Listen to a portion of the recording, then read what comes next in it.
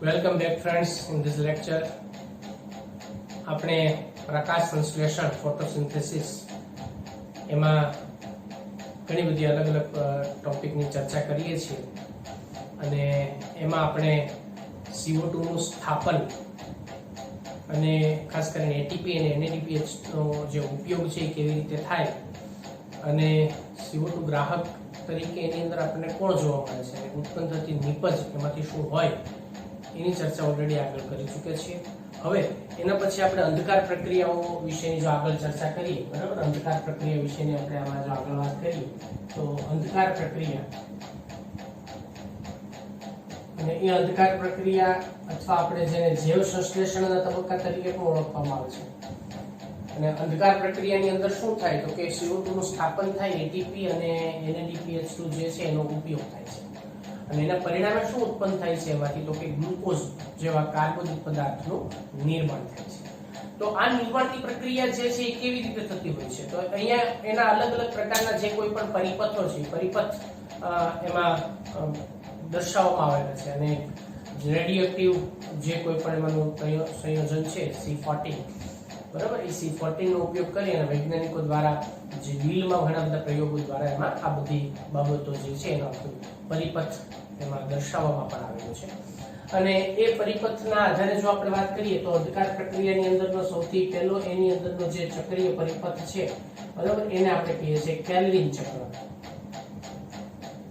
Kelvin ચક્ર એના વૈજ્ઞાનિકના નામના આધારે આપવામાં આવ્યું છે।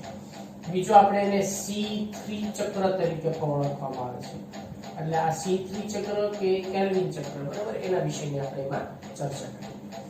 તો કેલ્વિન અને એના જે સહાધ્યેયો છે એના દ્વારા વનસ્પતિની અંદર કાર્બન ડાયોક્સાઇડનું સ્થાપનની પ્રક્રિયા થઈ અને પછી એમાંથી જે કાર્બોદિત પદાર્થ ગ્લુકોઝનું નિર્માણ કેવી રીતે થાય છે, બરાબર, એના વિશેનો આખો પરિપથ જે છે એનું સંશોધન કરેલું છે અને એના આધારે આપણે એને કેલ્વિન ચક્ર તરીકે ઓળખી શકાય। તો કેલ્વિન અને તેના જે કોઈ પણ એમાંના સાથી મિત્રો છે, સહાધ્યેય કે સાથી મિત્રો, એના દ્વારા આ જે ચક્રીય પરિપથ છે એને આપણે અહીંયા ચક્રીય પરિપથ એવું નામ આપશું, પરિપથ વિશે એનું જે કોઈ પણ સંશોધન છે એ સંશોધન કરેલું છે, બરાબર। અને આ જે છે એક ચક્રીય પરિપથ છે, બરાબર, આ ચક્રીય પરિપથ છે। હવે બીજી વસ્તુ કે આને C3 શા માટે નામ આપવામાં આવે છે તો તેમાંથી પ્રાપ્ત થતી પ્રથમ નિપજ જે કેટલા 3 કાર્બનયુક્ત હોય છે, બરાબર, 3 કાર્બનયુક્ત હોય જેથી તેને શું કહેશું આપણે C3 ચક્ર કહે છે,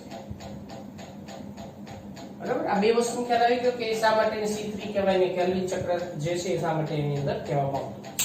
હવે બીજું કે આ ચક્ર જે છે ક્યાં થાય છે, એનું સ્થાન શું છે તો એના વિશે પણ આપણને માહિતી હોવી જોઈએ કે એનું સ્થાન ક્યાં છે। તો સૌથી પહેલા તો આ જે ચક્ર છે એ બધી જ પ્રકાશ સંશ્લેષી વનસ્પતિમાં જોવા મળે છે, બરાબર। બધી જે ચક્ર છે બધી વનસ્પતિઓમાં એમાં થતું જોવા મળે છે, એટલે બધી વનસ્પતિમાં થાય છે આ પ્રક્રિયાનો અર્થ એવો થાય, બરાબર, આ પ્રક્રિયા બધી વનસ્પતિઓમાં થાય છે। હવે જો આપણે એના સ્થાન વિશેની ચર્ચા કરીએ કે ભાઈ એ ક્યાં આપણને જોવા મળે છે તો એ વનસ્પતિની અંદર એ આ ચક્ર જે છે એના પર્ણમાં આપણને ક્યાં જોવા મળતું હોય છે તો આપણે આગળ વાત કરી ચૂક્યા છે કે મધ્યપર્ણ પેશી જે છે એની અંદર આપણને મધ્યપર્ણ પેશીના જે કોષો છે કોષોની અંદર આપણને હરિતકણ જે છે એની રચના જોવા મળે। એની હરિતકણની રચના વિશે પણ આપણે ઓલરેડી આગળ વાત કરી ચૂક્યા। એમાં બે ભાગ હોય, એક સ્ટ્રોમા અને બીજું ગ્રાના, બરાબર। એમાં ગ્રાના જે છે એની અંદર પ્રકાશ પ્રક્રિયા થાય છે અને સ્ટ્રોમાની અંદર અંધકાર પ્રક્રિયા, આધારકમાં અંધકાર પ્રક્રિયા થાય। એટલે આ ક્યાં થતી પ્રક્રિયા છે તો કે આધારકમાં થતી પ્રક્રિયા તરીકે આપણે એને દર્શાવતા હોય છે। તો હરિતકણમાં આધારક એટલે સ્ટ્રોમા, બરાબર, સ્ટ્રોમા માં આ ક્રિયા જોવા મળે છે. એટલે આ ક્રિયા જે છે એ એની અંદર આપણને જોવા મળતી હોય છે. બરાબર, એટલે ક્યાં પ્રક્રિયા જે છે આપણને ક્યાં થતી જોવા મળતી હોય છે તો એના વિશેની આપણે વાત કરીએ. હવે આની અંદર અલગ અલગ પ્રકારના જે તબક્કાઓ જે છે તબક્કાઓ આપણને જોવા મળતા હોય છે અને જેમાં ખાસ કરીને આરયુબીપી જે છે એ આરયુબીપી નું પુનઃ સંશ્લેષણ અથવા પુનઃસ્થાપનની પ્રક્રિયા જે છે એમાં ખાસ અગત્યનો ભાગ ભજવતી હોય છે. એટલે જેમાં CO2 સ્થાપન અને આરયુબીપી જે છે એ આરયુબીપી નું પુનઃ નિર્માણ એની અંદરનો આપણે મુખ્ય જે બાબત ગણી શકાય બરાબર અથવા તો એમાં જોવા મળતી હોય છે એ મુખ્ય બે બાબત એની અંદરથી આપણે એને ગણી શકાય છે. હવે આ આખી પ્રક્રિયા કેવી રીતે થાય એને સરળતાથી સમજાવવા માટે એને 3 તબક્કાઓમાં વિભાજિત કરવામાં આવી છે. બરાબર, એટલે આ પ્રક્રિયા જે છે આખી બરાબર આ ચક્રીય પ્રક્રિયાને આ આખી જે ચક્રીય પ્રક્રિયા છે ચક્રીય પ્રક્રિયાને 3 તબક્કામાં વહેંચવામાં આવી છે. તો આની અંદર 3 તબક્કા કયા કયા છે તો એના વિશેની આપણે વાત કરીએ. સૌથી પહેલો તબક્કો જે છે જેને આપણે કહીએ છીએ કાર્બોક્સિલેશન.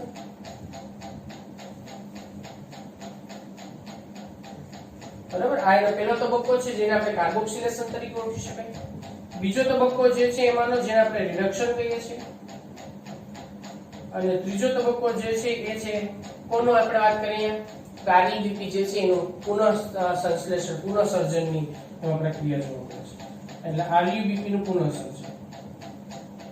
એટલે આપણે એને પુનઃસર્જનનો તબક્કા તરીકે ઓળખીએ છીએ, પુનઃસ્થાપનની પ્રક્રિયા તરીકે પણ ઓળખવામાં આવે છે. હવે આ આખી પ્રક્રિયા જે છે એ કઈ રીતે થતી જોવા મળતી હોય છે એના વિશેની આપણે એમાં હવે આગળ ચર્ચા કરીએ. તો સૌથી પહેલા એક બાબત આપણે બધાએ જાણવી જરૂરી છે કે આની અંદર CO2 નો જે સ્થાપન જે છે CO2 નું સ્થાપન માટે સૌથી પહેલો CO2 ગ્રાહક કોણ છે એના વિશે આપણે બધા જાણીએ છીએ. તો CO2 ના જે C3 જે ચક્ર છે એની અંદર CO2 નો પ્રથમ ગ્રાહક બરાબર CO2 નો પ્રથમ ગ્રાહક અહીંયાથી આ પ્રક્રિયાની આપણે શરૂઆત કરશું. કાર્બોક્સિલેશનની પ્રક્રિયા જે છે એની શરૂઆત ત્યાંથી થઈ અને એના માટે આપણે ખાસ કરીને રિબ્યુલોઝ 1,5 બાયફોસ્ફેટ તો એનો પ્રથમ ગ્રાહક છે રિબ્યુલોઝ 1,5 બાયફોસ્ફેટ. બરાબર, આ એનો પ્રથમ ગ્રાહક તરીકે આપણને જોવા મળે છે અને એ પ્રક્રિયા જે છે એની શરૂઆત અહીંયાથી આપણને થતી જોવા મળે. તો સૌથી પહેલા આધારકની અંદર એમાં રિબ્યુલોઝ 1,5 બાયફોસ્ફેટ બરાબર આ આપણને એની અંદર જોવા મળે છે. તો રિબ્યુલોઝ 1,5 બાયફોસ્ફેટ અને આ જે રિબ્યુલોઝ 1,5 બાયફોસ્ફેટ જે છે એ રિબ્યુલોઝ 1,5 બાયફોસ્ફેટ એ શું કરે છે તો કે વાતાવરણ જે છે એમાંથી CO2 પ્રાપ્ત કરે છે. વાતાવરણમાંથી CO2 પ્રાપ્ત કરે છે. પાણી અને CO2 જે છે એનું આમાં સ્થાપન થાય છે. હવે આખી પ્રક્રિયા કઈ રીતે થાય છે એનો પ્રથમ તબક્કો જોજો. હવે સૌથી પહેલા એમાં વાતાવરણ જે છે વાતાવરણમાંથી CO2 પ્લસ H2 પાણી જે છે બરાબર એનું સ્થાપનની પ્રક્રિયા થાય છે. આ CO2 નું સ્થાપનની પ્રક્રિયા થાય એટલે એને શું કહેવાય કાર્બોક્સિલેશન. એટલે CO2 નું સ્થાપન બરાબર એટલે CO2 નો સ્થાપનની પ્રક્રિયા છે જેને આપણે કાર્બોક્સિલેશન તરીકે ઓળખવામાં આવે છે. હવે કાર્બોક્સિલેશનની અંદર એમાં એક ઉત્સેચક જે છે એ પણ ભાગ ભજવે છે જેનું નામ છે આરયુબીપી કાર્બોક્સાઇલેઝ ઓક્સિજનેસ જેને આપણે રૂબિસ્કો તરીકે ઓળખવામાં આવે છે. તો એમાં આરયુબીપી કાર્બોક્સાઇલેઝ ઓક્સિજનેસ આ ઉત્સેચક જેને આપણે સામાન્ય રીતે શું કહીએ છીએ તો કે રૂબિસ્કો તરીકે ઓળખવામાં આવે છે. એ રૂબિસ્કો જે છે એની અંદર એક ઉત્સેચકીય પ્રક્રિયા તરીકે એની અંદર આપણને ભાગ લેતું જોવા મળતું હોય છે અને આ પ્રક્રિયા CO2 ના સ્થાપનને પરિણામે એમાંથી સૌથી પહેલા શું બનશે તો કે 6 કાર્બન યુક્ત અસ્થાયી સંયોજન પ્રાપ્ત થાય. પહેલા બરાબર એટલે પહેલા એમાંથી 6 કાર્બન યુક્ત અસ્થાયી સંયોજન એ પ્રાપ્ત થાય છે. પણ એ અસ્થાયી સંયોજન છે એટલે એ તરત એમાંથી રૂપાંતરિત થઈ જાય છે. તો અસ્થાયી સંયોજન પછી એમાંથી મૂળભૂત રીતે નિર્માણ શરૂ થાય છે. તો એમાંથી બે અણુ 2x બે અણુ યાદ રાખજો. હવે અહીંયા 6 કાર્બન વાળું છે બરાબર, કેમ કે 5 અહીંયા વાત કરો કે આ કેટલા, તો કે 5 કાર્બન યુક્ત છે, આ 5 કાર્બન યુક્ત છે પ્લસ 1 જોડા એટલે 6 કાર્બન થયા. હવે એમાંથી 6 કાર્બન યુક્ત સંયોજન મળ્યું પણ અસ્થાયી છે એટલે એનું શું થયું પછીથી, તો કે એમાંથી વિભાજન થયું, વિખંડનની પ્રક્રિયા થઈ, એમાંથી વિભાજન થયું. અને બે અણુ કોના, તો કે 3PGA જેને આપણે શું કહીએ છીએ ફોસ્ફોગ્લિસરિક અથવા ફોસ્ફોગ્લિસરેટ તરીકે ઓળખી શકાય. તો આ છે 3PGA ફોસ્ફોગ્લિસરેટ, તો એમાંથી મળે છે ફોસ્ફોગ્લિસરેટ બરાબર. તો આ છે એની અંદરથી ફોસ્ફોગ્લિસરેટ એમાંથી પ્રાપ્ત થાય છે. તો આ એમાંથી 3 કાર્બન યુક્ત સૌથી પહેલું સંયોજન મળે છે. આ કેટલા કાર્બન યુક્ત છે, અહીંયા 3 કાર્બન યુક્ત બરાબર. આ 3 કાર્બન યુક્ત સંયોજન છે એટલે આપણે આને C3 ચક્ર જે છે એવું નામ આપવામાં આવ્યું છે. હવે એના પછી જો આપણે વાત કરીએ ફોસ્ફોગ્લિસરેટ ની જે પ્રક્રિયા છે એના પછી આપણે વાત કરીએ અહીંયાથી, તો આ એમાંથી પહેલું સંયોજન આપણને પ્રાપ્ત થઈ ગયું છે બરાબર. આ એમાંથી પહેલું સંયોજન પ્રાપ્ત થયું છે. આ પ્રક્રિયા નંબર જે હતી, આ પહેલો તબક્કો એમાંનો, એને આપણે કાર્બોક્સિલેશનના તબક્કા તરીકે ઓળખી શકાય. અને આ પહેલો તબક્કો કાર્બોક્સિલેશનનો તબક્કો છે. એટલે આખા તબક્કાને આપણે શું નામ આપશું, અહીંયા તબક્કો નંબર 1 શું થયો, તો કે કાર્બોક્સિલેશન. ચલો આ પહેલો તબક્કો અહીંયા પૂરો થઈ ગયો છે બરાબર. હવે એના પછીનો બીજો તબક્કો જે છે એની અંદરનો એ રિડક્શનનો શરૂ થાય છે. તો હવે 3-ફોસ્ફોગ્લિસરેટ જે છે 3-ફોસ્ફોગ્લિસરેટ નું એમાંથી રિડક્શન થાય છે બરાબર. આની અંદર થાય છે હવે આ 3-ફોસ્ફોગ્લિસરેટ નું રિડક્શન. અને આ રિડક્શનની પ્રક્રિયા જે છે રિડક્શનની પ્રક્રિયા માટે એની અંદર એક જે કાર્બન ડાયોક્સાઇડના સ્થાપન માટેનો રિડક્શનની પ્રક્રિયા છે, તો એની અંદર 2 ATP અને 2 NADPH જે છે એનો અહીંયા વપરાશ થાય છે બરાબર. એટલે 2 ATP અને 2 NADPH નો અહીંયા ઉપયોગ થાય છે એટલે 2 ATP પ્લસ 2 NADPH એ બંને અહીંયા વપરાય છે રિડક્શનની પ્રક્રિયામાં. ને એમાંથી એના અંતે શું પ્રાપ્ત થાય છે, તો કે એમાંથી એટીપ ફોસ્ફેટ નું જે છે એ મુક્ત થતો હોય છે એટલે 2ADP પ્લસ 2NADP પ્લસ બરાબર. અને એમાંથી 2 ફોસ્ફેટ જે છે એમાંથી આપણને પ્રાપ્ત થતા હોય પ્લસ 2PI, કેમ કે અહીંયાથી 2 ફોસ્ફેટ એમાંથી મુક્ત થાય છે. તો અહીંયા એનો અર્થ એવો થાય ને, આપણે શું વાત કરી કે અંધકાર પ્રક્રિયામાં શું થાય છે, તો કે ATP અને NADPH નો ઉપયોગ થાય છે, વપરાય છે. તો જો અહીંયા વપરાય બંને એનો ઉપયોગ થયો અહીંયા રિડક્શનની પ્રક્રિયામાં બરાબર. અને આ રિડક્શનની પ્રક્રિયામાં એનો ઉપયોગ એક CO2 ના સ્થાપન માટે રિડક્શનની પ્રક્રિયા જે છે એનામાં અહીંયા 2 ATP અને 2 NADPH જે છે એ વપરાતા હોય છે. એટલે આ રીતે એની અંદર પછીની રિડક્શનની પ્રક્રિયા જે છે એમાં આગળ વધે છે. રિડક્શનની પ્રક્રિયા આગળ વધવાની સાથે એમાંથી આપણને જે કોઈ પણ શર્કરા જે છે જેને આપણે ટ્રાયોઝ ફોસ્ફેટ તરીકે ઓળખી શકાય, ટ્રાયોઝ ફોસ્ફેટ બરાબર, એ ટ્રાયોઝ ફોસ્ફેટ એ એમાંથી પ્રાપ્ત થાય છે. અને આ જે ટ્રાયોઝ ફોસ્ફેટ જે છે એ ટ્રાયોઝ ફોસ્ફેટ પ્રાપ્ત થયા પછી બરાબર એમાંથી આપણને લગભગ C3 થી લઈ અને C7 સુધીના બધા જ કાર્બનિક જે સંયોજનો છે એ સંયોજનો પ્રાપ્ત થાય બરાબર. અને એ પ્રક્રિયાને પરિણામે એમાંથી આપણને સુક્રોઝ અથવા તો સ્ટાર્ચ નું નિર્માણ થાય છે. એમાંથી શું પ્રાપ્ત થાય, સુક્રોઝ અથવા તો સ્ટાર્ચ એની અંદરથી પ્રાપ્ત થાય છે. હવે બાળકો અહીંયા C3 થી C7 સુધી છે ને બધા કાર્બનિક સંયોજનોના અલગ અલગ કાર્બન ધરાવતા સંયોજનોના જુદા જુદા એમાંના પ્રકાર છે બરાબર. જેમ કે ગ્લુકોઝ 6 કાર્બન વાળો હોય એવી રીતે એની અંદર જુદા જુદા પ્રકારના જે કોઈ પણ સંયોજનો છે, રિબ્યુલોઝ હોય કે પછી ગ્લુકોઝ હોય કે એવા અલગ અલગ સંયોજનો એ બધા C3 થી C7 સુધીના સંયોજનો પ્રાપ્ત થતા હોય છે. એટલે પ્રક્રિયા જટિલ છે, આપણે આવું દર્શાવીની પ્રક્રિયાને ટૂંકાવી છે બરાબર. હવે ત્રીજો તબક્કો જે છે એની અંદરનો એ સૌથી અગત્યનો તબક્કો છે જેને આપણે પુનઃસર્જનના તબક્કા તરીકે ઓળખવામાં આવે છે અથવા તો એને આપણે પુનઃસ્થાપન તરીકે ઓળખવામાં આવે છે. તો તો આ પહેલો તબક્કો, આ એમાંનો બીજો તબક્કો રિડક્શન નો. હવે આપણે વાત કરશું ત્રીજો તબક્કો પુનઃસર્જન. હવે અહીંયા પુનઃસર્જન ની આપણે વાત કરવાની છે. મેં તમને એ પહેલા જ કીધું છે કે અહીંયા RuBP નું પુનઃસર્જન થવું જરૂરી છે. કારણ શા માટે? કેમ કે આપણે અહીંયા એક કાર્બન ડાયોક્સાઇડ નું સ્થાપન કર્યું છે. ગ્લુકોઝના નિર્માણ માટે કેટલા કાર્બન ડાયોક્સાઇડ જોશે? તો કે 6 કાર્બન ડાયોક્સાઇડ જોશે. એટલે આ ચક્ર કેટલી વાર ફરવું જોઈએ? 6 વખત ફરવું જોઈએ ને, કેમ કે એક કાર્બન ડાયોક્સાઇડ નું સ્થાપન થયું છે હજી. તો એમાં આપણે પાછો RuBP જે છે એનો ઉપયોગ કરવો પડશે કે નહીં એની અંદર? તો એના માટે થઈ અને આપણે પાછો એની અંદર જે કોઈ પણ રીજનરેશનની આખી પ્રક્રિયા જે છે એ એમાં થવી જરૂરી છે.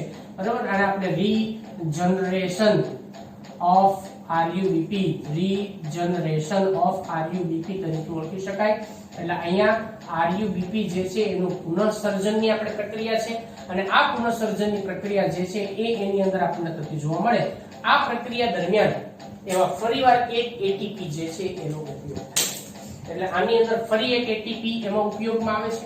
બરાબર? એટલે અહીંયા જે કોઈ પણ ATP નો એક ઉપયોગ થાય છે, પાછો એક ATP અહીંયા આપણને ઉપયોગમાં આવે છે, જેને પરિણામે એમાંથી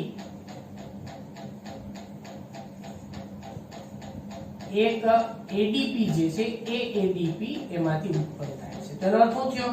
ADP plus PI. બરાબર? તો આ રીતે એમાં પાછો RuBP ના RuBP જે છે એ ફરીવાર આ પ્રક્રિયાની અંદર આપણને ભાગ લેતું જોવા મળે છે. એટલે આખો તબક્કો જે છે આ રીતે ચક્રીય પ્રક્રિયા આખી આપણને એની અંદર જોવા મળતી હોય છે. બરાબર? આખી પ્રક્રિયા જે છે એમાં એ ચક્રીય પ્રક્રિયા છે અને આ રીતે ચક્રીય પ્રક્રિયા આપણને એમાં જોવા મળતી હોય. રિબ્યુલોઝ RuBP, પછી એમાંથી કાર્બોક્સિલેશનનો તબક્કો છે, પછી એમાં રિડક્શનનો તબક્કો છે અને પુનઃસર્જનનો ત્રીજો તબક્કો છે. અને આ તબક્કા જે છે એ આપણને ફરજિયાત આની અંદર થતા જોવા મળે છે. એટલે આના આધારે આપણે એવું કહી શકાય કે ભાઈ એક CO2 નું જો આપણે સ્થાપન કરવું હોય, બરાબર? હવે ખાસ અગત્યની વસ્તુ સમજજો. એક CO2 ના સ્થાપન માટે શું થાય છે? તો કે 3 ATP, 2 અહીંયા અને 1 અહીંયા. બરાબર? અને શું 2 NADPH ઉપયોગમાં આવે છે.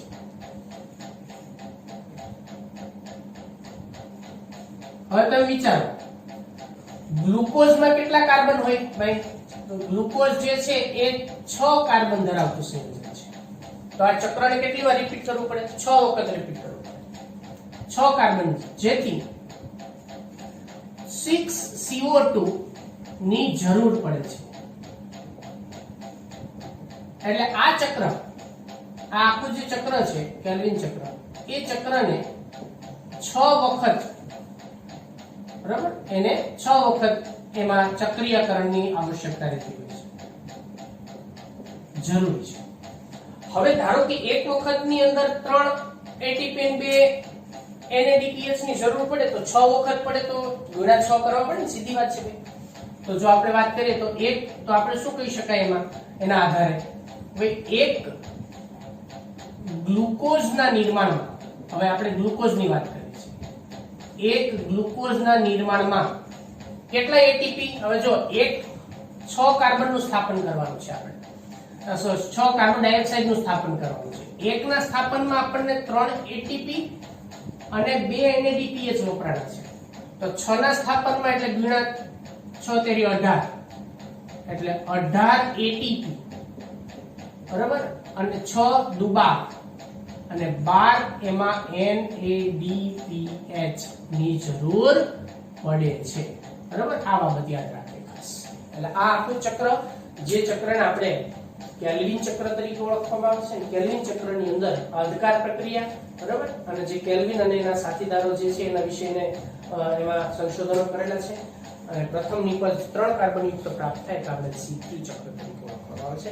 તો આ જે ચક્ર હતું એ કેલ્વિન ચક્ર, C3 ચક્ર વિશેની વાત અહીંયા પૂરી થાય છે. નેક્સ્ટ લેક્ચરમાં આપણે C4 ચક્ર વિશે વાત કરીશું.